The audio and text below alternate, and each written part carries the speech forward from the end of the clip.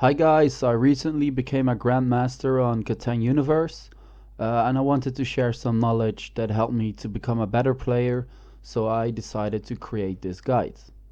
This guide will also be suited to the board game, so if you are looking for that, make sure to stick around as well. Today we will start with what I see as the most important tip of them all, choosing your strategy. In order to choose your strategy, you first need to know what strategies there are. Luckily for you, there are only two general strategies. I like to call the strategies playing tall or playing wide. Both strategies can work depending on circumstances like the resource distribution on the board, your starting position, and the strategy your opponents will choose. Most of the times playing tall is the way to go, but what does playing tall mean?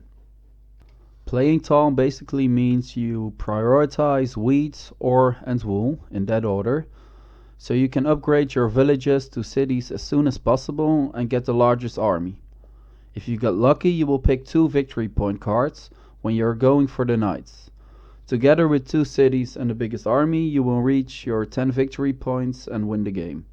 If you get only 1 or no victory point cards, try to rob people with stone and wood to build roads and villages or exchange 4-to-1 resources coming from your cities. Most of the time you will get at least 1 victory point card or 1 progress card. So to summarize playing tall, during placement prioritize wheat and ore income, upgrade your villages to cities whenever you can, buy dev cards whenever you can, and when needed go for 1 extra village and or city. The second strategy is playing wide. This means you prioritize stone, wood, wheat, and wool, so you can claim remaining spots on the board and get the longest road. A downside to this strategy is that you will need to build at least 1 city or pick 1 victory point card to reach 10 points. What I usually try to do is determine what is the rarest resource on the board, I'll be coming back to that, and trade that resource for 2 or even 3 ore and use those to upgrade your best village.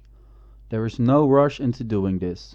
Your first priority should be to reach the remaining spots on the board that border 3 resources or have decent numbers. So to summarize playing wide, during placement prioritize stone, wood, wheat and wool, go to the remaining spots bordering 3 resources, get the longest road and build 1 city. So now you know which 2 basic strategies there are. But how do you know in what strategy to choose? As mentioned before, there are roughly 3 factors that tell you what strategy is the best. The resource distribution on the board, your starting position, and the strategies chosen by other players. These 3 factors are evenly important and influence each other. What I do before any player has placed a village is ask myself what resource is most scarce and therefore has the highest value in the game. The second question is how likely is it that I can get this resource? The third question is, if I get this resource, how likely is it that I can get my other resources essential for my strategy? This might have been a bit hard to follow, so let's visualize it in this example. On this board, ore is most scarce, followed by wheat, stone and wood. There is plenty of wool. So ore is the highest valued resource in this game.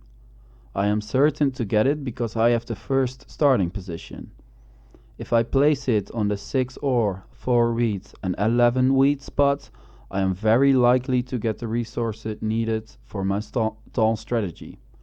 There is plenty of wool, so even while I'm last to place my second village, I am sure there will be a wool spot left.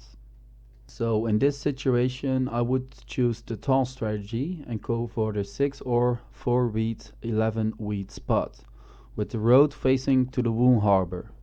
You might think the 6 ore, 4 wheat, 3 stone spot is better, but it is not needed for our strategy.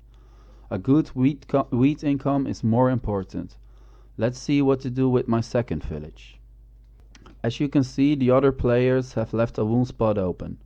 Maybe not the best spot, but it works for our strategy. I would have preferred the 8-10 wound spot on the ore harbor, but now I chose the 6 wound spot with a 3-1 harbor. So hopefully this video has helped you to get a better understanding of the two basic strategies that there are. If you need to watch the video back, what I would fully understand, because it could be a bit much, yeah, just do that. There are some things that I wanted to say before ending this video. The importance of the third factor, the strategies your opponents won't choose. Your aim should be to pick a strategy that as few as possible other players chose as well. This makes it much easier to get the biggest army or the longest road. The second thing I wanted to say is that on some boards it is very hard to choose a strategy. In that case, make sure you have wheat on your first village. If possible, also wool. That way you can choose your strategy when you place your second village. The last thing that I wanted to say is very important, and it is no wheat is defeat. For both strategies, wheat is essential, so make sure you always have a wheat income.